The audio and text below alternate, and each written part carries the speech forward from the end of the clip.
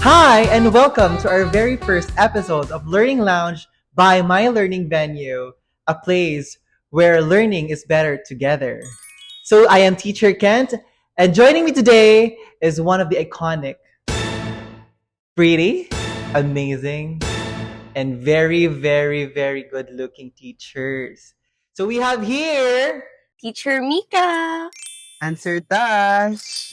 We will be interviewing them, not being a teacher, but being a student. Ano nga ba yung naging experience nila, and ano nga ba yung magiging advice nila sa mga learners or sa mga students nila? Kasi alam ko naman na marami silang mga experiences na dapat ay malaman natin and malalaman natin talaga. Because I prepared so many questions that I know that they will answer it, and then, I'm very excited to know their experiences. Kasi ako, hindi ko alam yung mga experiences nila. So we will know their experiences. So are you guys ready? Yes. So parang hindi kayo ready, hindi kayo excited. Yes!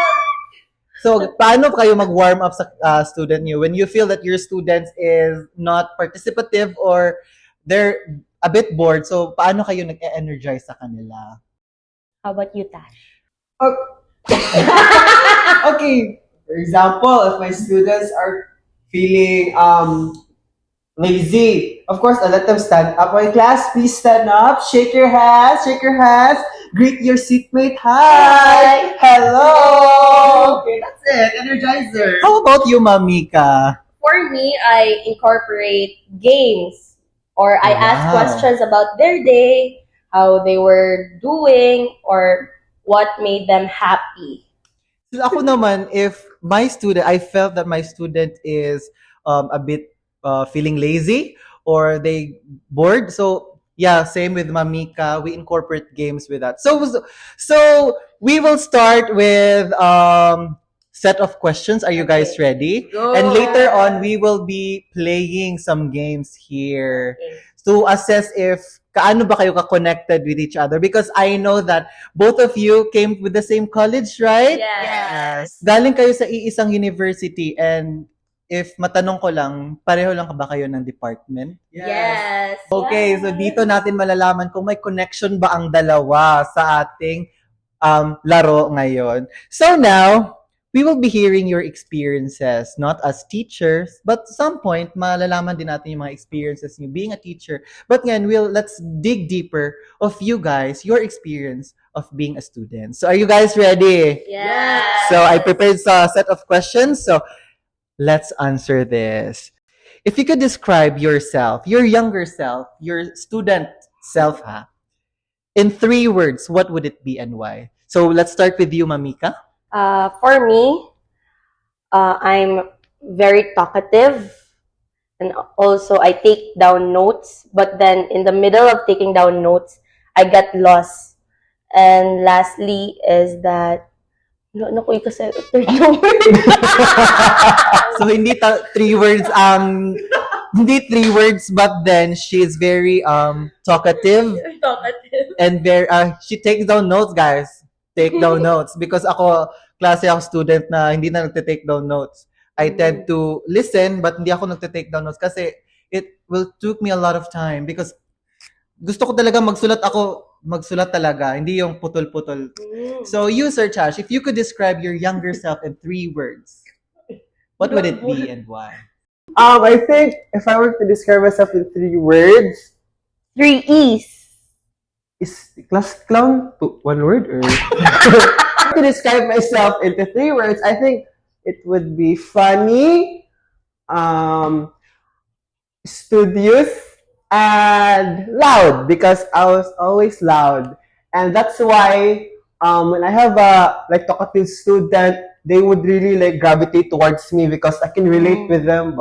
Bro, of course, yeah. I agree with you, Sir Tash, because I was once your classmate. Ay, really? From what school? From Corpus Christi School, senior high school department. We were classmates back then. He was very talkative, active, and very funny. You're also talkative. You're more talkative than me. If I were to describe my younger self, don't laugh, don't laugh. How would you describe yourself? If I could describe myself, hindi lang 3 words talaga. I could describe myself hundreds of words. Wow! But yeah, because of ang tanong lang niya sa akin is 3 words, so I would answer it.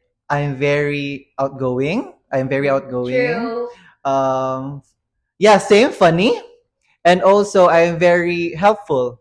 Because though I'm very outgoing person, I tend to incorporate helping with my group mates, with my classmates, and I bring that aspect of me being a teacher now. So I want to help my students and also my coworkers to functions their duties and their academic life. So yeah, marami naman sa atin, lahat naman tayo helpful, di ba? Were dito? you group mates with Sir Tash before? We were group mates in research. Yes, Wow. and I can really say that Sir Kant was very helpful towards conducting our research study because he was the one who always talked to our participants because me, I'm a little bit shy and talking to the participants, but he has this like welcoming vibe to him that every participant would be like comfortable towards him. So I really applaud him for that. Hindi rin. When we were in grade 11, guys, nag-research me and then two research was given by our teacher at the same time, the pananaliksik and the research one. Okay. Sir Tash is the one who is making the research one, and me, I made the pananaliksik. Wow. And because of that, we did get a high score in research and also a high score in pananaliksik. We naghati kami sa gawain, and that's why we did it. Because Yay. we focus on our strength rather than like focusing on The negative the negative of it. side or stressing out on the negative side. We focus on our strength.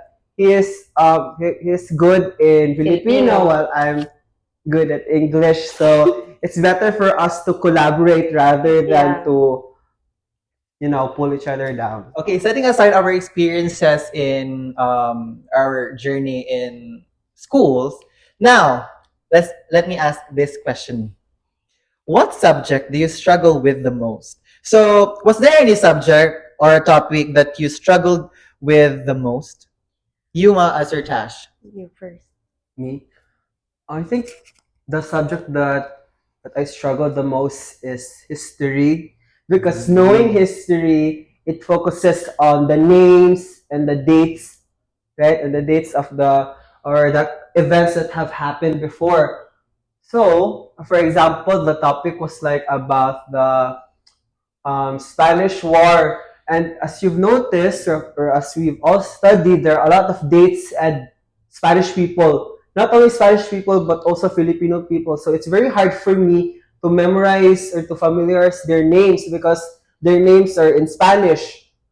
So it's hard for me to memorize them. And when it comes to studying history, it's all about, or Dates. mostly it's all about memorization On point. because there's no really like, Exactly.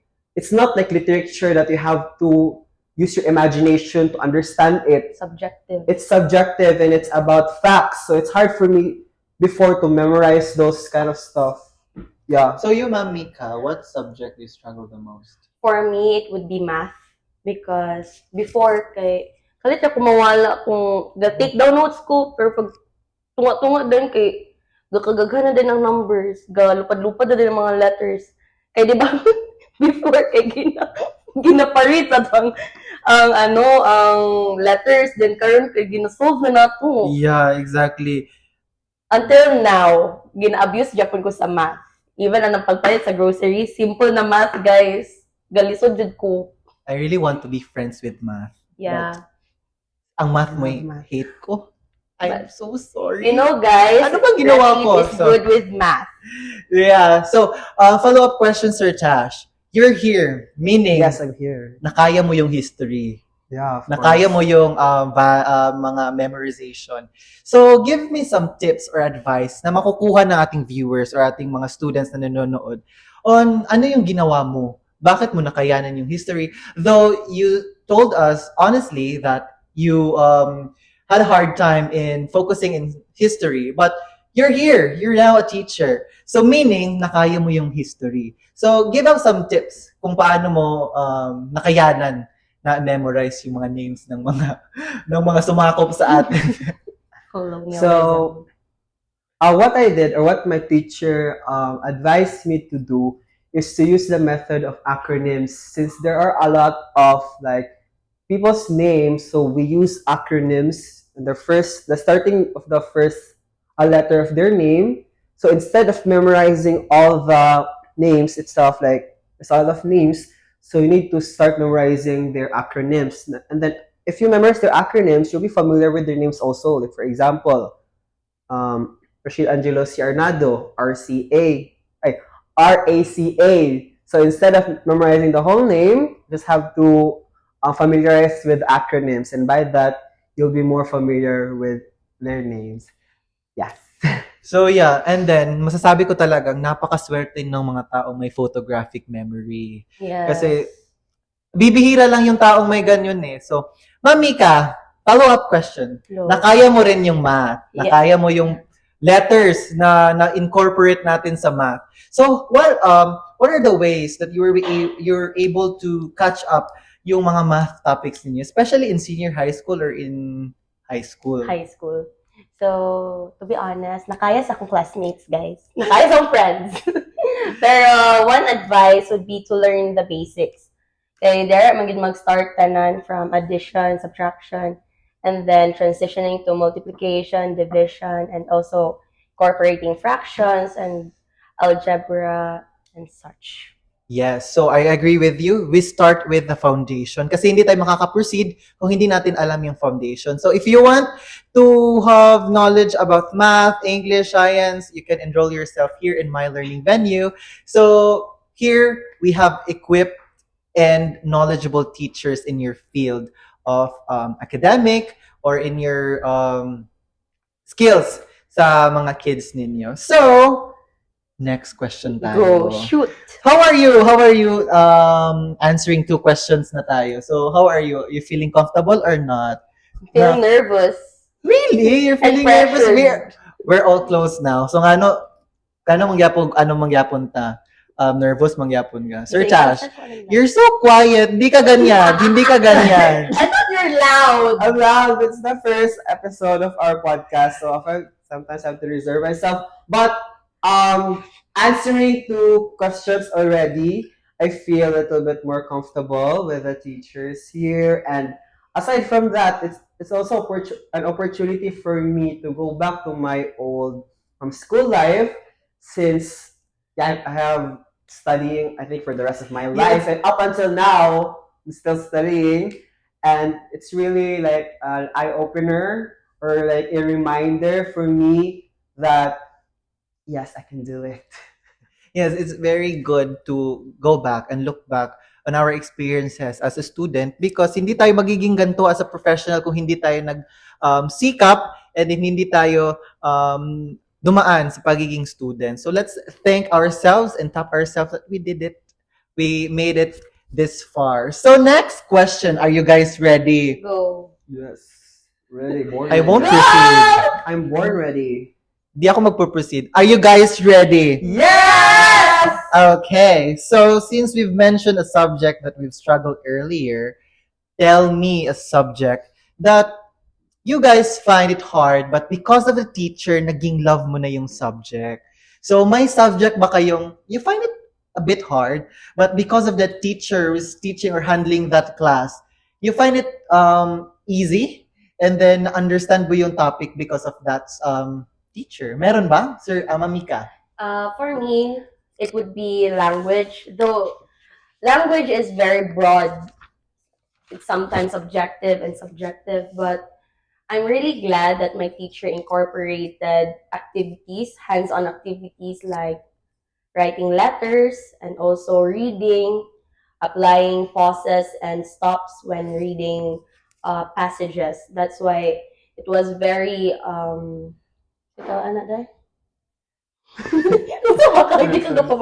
was very memorable, and it made studying and learning very easy. So, dati, you're not fluent in English talaga. Yes, until now. I mean, not a fluent, but not that knowledgeable sa English. Yes. So, what drives you to take up English when you find English very hard? Because Not that very hard, but difficult. because I'm not really into math and science and also Filipino. Sorry, ayoko yung cancel, guys. It's okay. It's okay. We have our own strengths and weaknesses. I think I'm very interested in learning the literatures from different regions, different countries. Okay. Yeah. You, Sir Chash, what drives you to take up major in English course? What drives me to Enroll or take? what drives me to take English or the major of English, because this is what I always like told my professors or like in an interview, but it's the truth.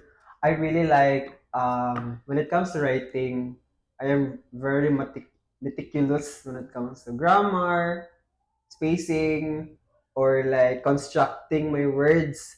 So in my if I can remember in my research days, I am the one who always like set the proper standards of the essay or the paragraph, because for me it is like easier for me to detect if there's an error. It's like I think it's God given that I can easily detect if there's an error in my work. So that's why like I realized that why not I will use this strength as my major, and by that I could help other people as well.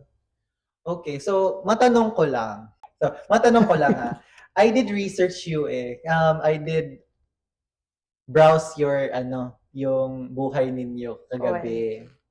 So, I've noticed and alam ko, Sir Tash, alam ko kasi yung some of the life, hindi lahat, but some background ni Sir Tash.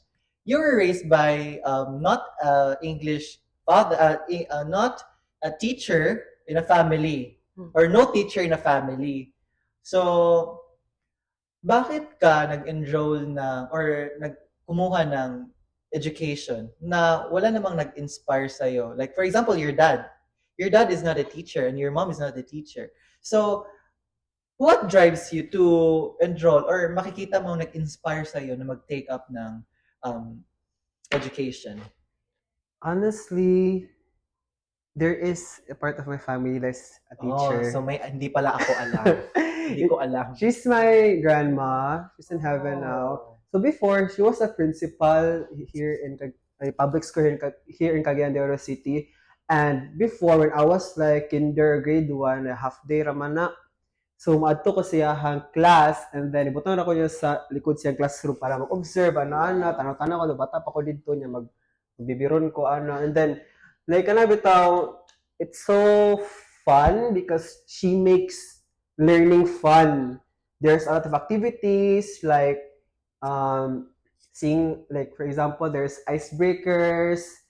There is no like dead air in her class. So it made me realize that teaching is not just merely like spreading knowledge or like giving your lessons. It's also about imparting good attitude to your students. Okay. Aside from that, I have also I really like this teacher in senior high school. She's teacher Denise, and she would always make her like PowerPoints or like lesson very fun. And in senior high, I'm the type of student that who would just listen to the teacher. Like I don't usually raise my hand if I know the answer, because I have this anxiety that what if I'm wrong. So I would just only like listen to a teacher and then like be silent. But after class, I'm the loudest person ever. Here, Right? here. Okay, so you, Mamika, I've heard that your parents works in government. Yes. So, what was the reason? What are the reason? Or what is the reason why nag-pursue ka ng education? The reason why, because earlier I've mentioned that I'm a talkative student. And with that, I put my hobbies like talking and also reading books where my strengths are. I incorporated it into what I want to pursue, because when I was young, my first students were my neighbors, which is my best friend. Ay, si Tagaan. I would prepare different materials before we play. In the afternoon, we'd study. I'll teach them and also prepare math, science, and even reading activities for them before they go to school. That's why I wanted to be a teacher.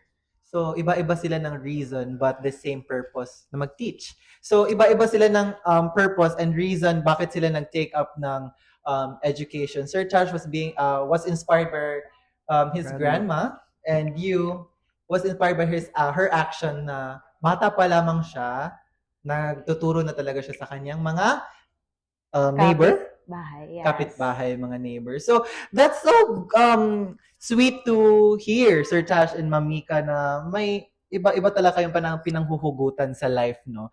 So, ngayon, I think that you guys are bored.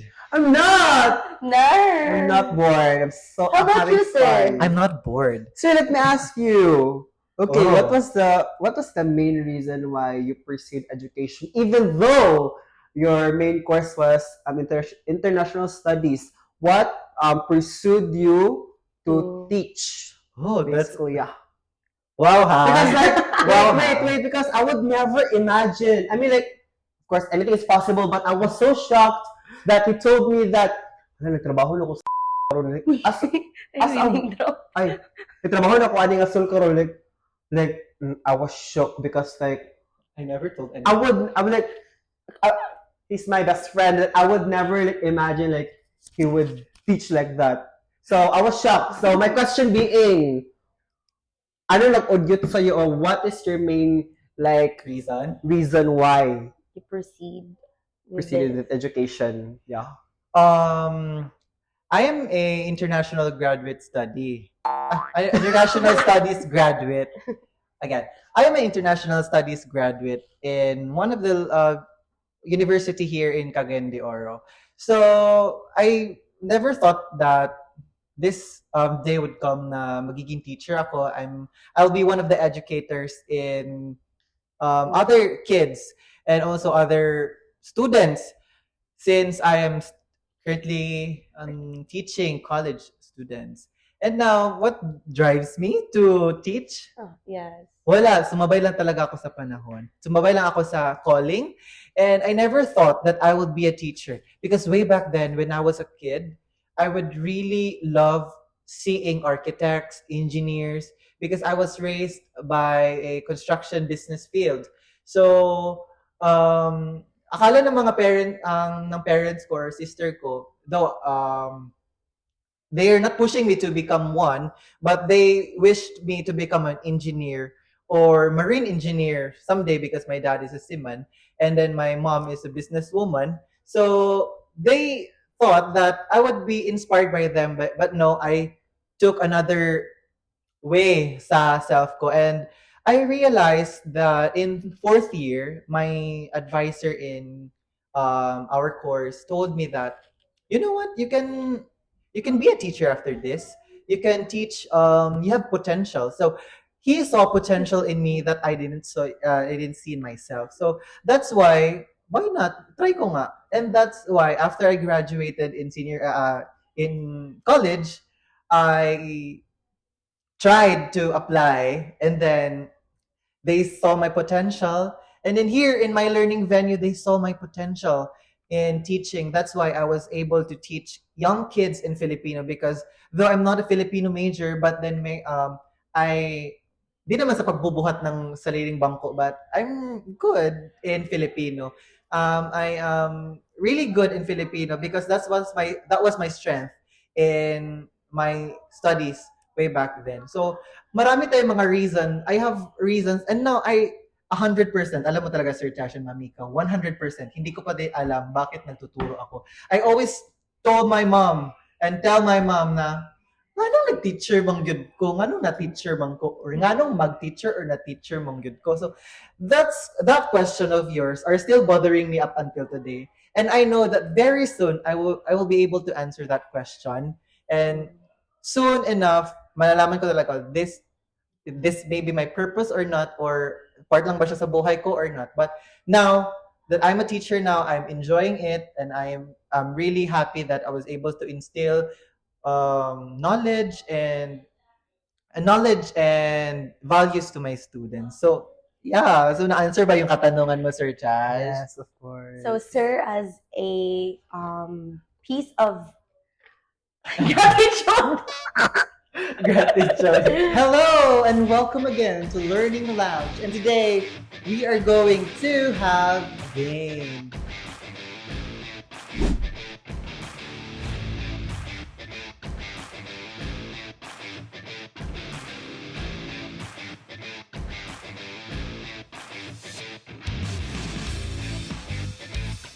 Category is vegetable in Bible. 3, 2, 1, go! Sito! No! Wala! Category is street food. 3, 2, 1, go! Isaw! Okay, category is color the rainbow. 3, 2, 1, go! Red!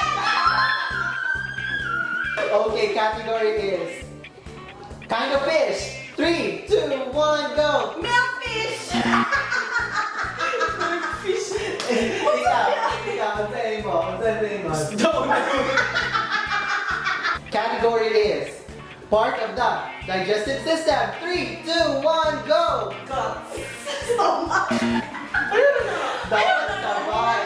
Category is brand of shoes. 3, 2, 1, go! Nike! Okay, class, shake your hands, shake your hands. Category is listen. Disney princess. 3, 2, 1, go! Tobacconers, are you ready? Category is country that starts with the letter S. 3, 2, 1, go! Category is breakfast food. 3, 2, 1, go! Category is, listen very carefully. This is very, very hard question. Very hard category. The category is teacher in MYLV. 3, 2, 1, go! Hi and welcome again. So how are you guys? Disappointed. Disappointed? Bakit? Lang. But that's good ha, because we're able to answer man question, but hindi talaga tugma. But then, yung hinahanap natin, dapat tumpak and dapat tugma with each other. But that's okay, because we've seen that we are very knowledgeable about every categories. But at the same time, hindi talaga nagtugma yung mga answer ninyo. But still, you got 3 out of 10. That's good. So, good. the connection is connecting. Ready na ba kayo? Yes! Yes. I mean, aba, syempre po! So guys, we have new symbol talaga. Kung ready na kayo, sasabihin na lang talaga, Aba, syempre po! So now, ay magkakaroon tayo ng continuation sa ating mga katanungan. So, breathe in, breathe out muna tayo ngayon kasi magkakaroon tayo ng plenty questions pa na dapat nating sagutin. So, ready na tayo sa pang-apat na katanungan? Okay, go. Si Sir Chash parang hindi ready sa ating mga katanungan. I'm ready, I'm very ready. You, ma'am. very ready. I'm always ready. I'm born ready. I don't get ready, I stay ready. Period. Now, question is, what's one thing you miss most about being a student? May nami-miss ka ba sa pagiging student? Ako wala. Meron yan. Ikaw, Mamika. It would be to have a goal. Though I have goals right now, but when you're a student, you know where you're placed at inside the classroom. But when you're a graduate na, A teacher. yeah, you need to find places for you to fit in. Yeah. How about you, Sir Tash? What are the things that you've missed the most when you're still a student? I agree with Teacher Mika. As really different student comparing to Yes. as a worker, but I think I miss moments when I was still in grade school, moments where I was still carefree Yes. about Yes. society, and how I was really like just enjoying my time with my classmates and friends at school. I think what really drives me to go to school before is not about, I mean, just honestly speaking, not about my grades, but meeting my friends, meeting the people that I know there, and really just enjoying my time there. Yeah. So if you were to ask me the same question, Okay. Yeah, mother, that what- second. What did you miss most when you were a student? aside from having a baon, Yes. you don't have to think of money, di ba? Because Yes. receive lang tayo ng receive ng baon natin, and we're grateful for that. But that's one thing that I've missed, na being dependent to your Yes. being dependent and having outlet bitaw. Yeah. Because now we work now and we try to be independent as possible. So tayo na yung naghahanap ng ways on how to survive and how to set things up and then to be a leader, because being a teacher is not just giving information or knowledge to your student. It is being a leader, because role you're model. yes, a role model, and you are a leader leading them to success. Yes. Diba? So that's how important teacher is. And I know that you guys are qualified to become a good and equipped and very amazing teachers to your students. And now, before we proceed to the next questions, may mga katanungan pa ba kayo? Mga questions tayo na you want to give to Sir Tash, and you, Sir Tash, do you have questions that you want to ask Ma'am Mika? Wala na siya question mo. Mommy, do you have a question for me? That's a question, of course. Yes. Hello. Yeah. Yeah. Okay, what is one thing that you find negative that you did as a student? Negative. Like example lugar karon when you look back, ano, unsay something na you could have changed when you were a student? Okay, let me think. Let's say na positive. That A you could- negative, or the things that you find Like you like could, now, you think way back then that that's okay, but then now you're being matured na. You realize na di pala yun tama, or you could have made it other things. Okay, okay. I think this is, I think one of my problems before. Every time there is like a group activity, I would always prefer like doing it alone. Oh. But there's some instances wherein like I have no choice but to have a group activity. Then there is this one classmate of mine, he or she doesn't have a group, and he or she asked me, pwede ba akong magsali sa group nyo? And I said no, because like their reputation as a student ba, ay hindi ko gusto. And looking back now, I wish I could have extend my hands towards him or her, because what if I'm in that situation? Oh. So I realized that whatever situation it is, you must be able to help your classmates, because at the end of the day, what you would always remember is the moments with your classmates. Yes. Period. You, Mamika, if I'm going to throw you that question sa Imoha, what will be your answer? I think doing the bare minimum. Like, okay na ni, nga na bitaw. Okay na to. Mediocre work. Okay na ni. Pero na mediocre work na. I could have done more. I could have helped more. I could have pushed myself Yeah. beyond my capacity. Na I could have not been like this, like, anong lang. Because di lang tayo na close sa word na lang. We are beyond lang. So we're capable, but then all we need to we're thinking na ito na lang kasi ito lang yung kaya. But then deeper inside our heart and our minds that we could could have been better. Yes. We can do better things. And I know that we can. But then we are being set by the society na okay lang to, okay na to, Just okay to lang pass. to. Just to pass, di ba? So, for our question number 5. Okay. When you were a student, did you ever think you'd become a teacher? Yes. Yes. Yes, me too, yes. Yes. Ako hindi. But masaya pag maging teacher. Yeah. It's very happy, fulfilling to become a teacher.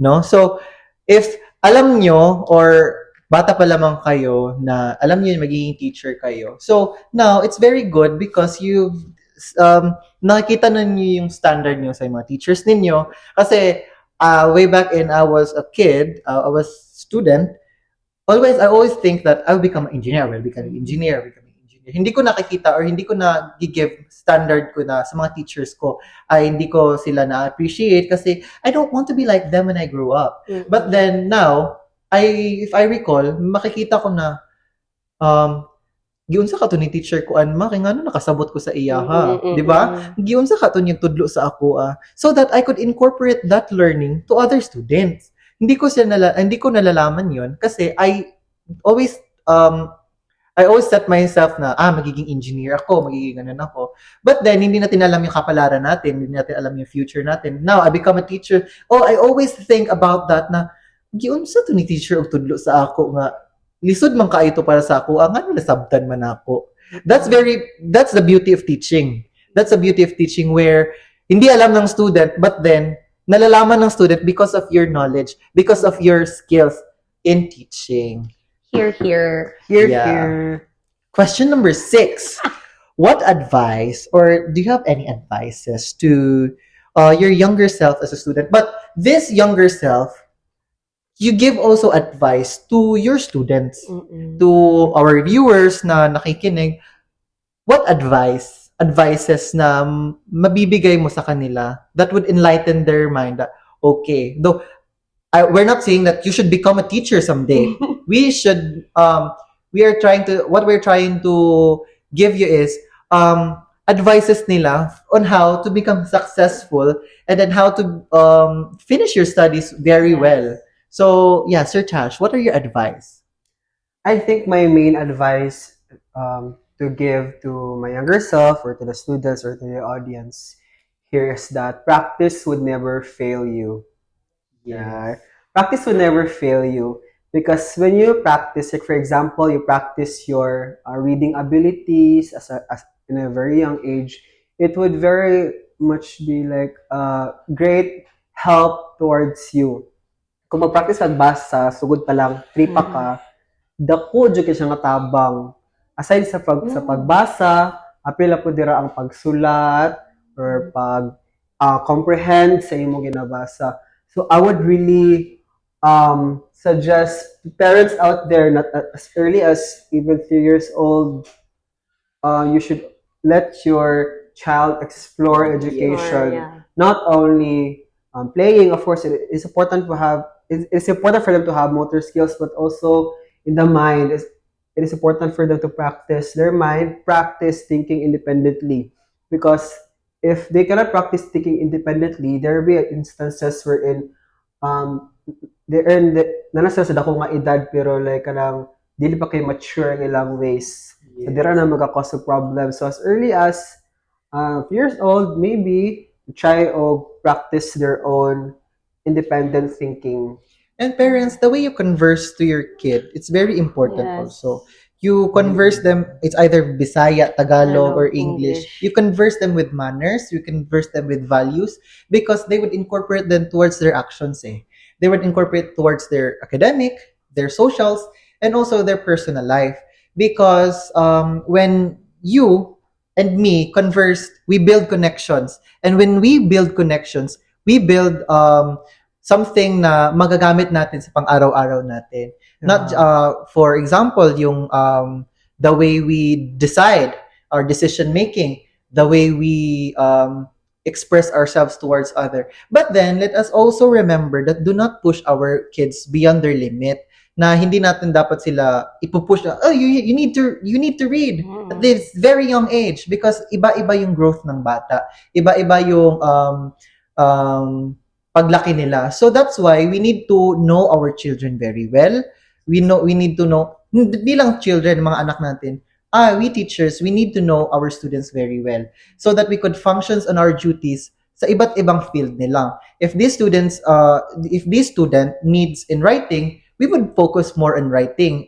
Hahanapin namin kung saan siya yung strength niya. hahanapin namin yung weakness niya.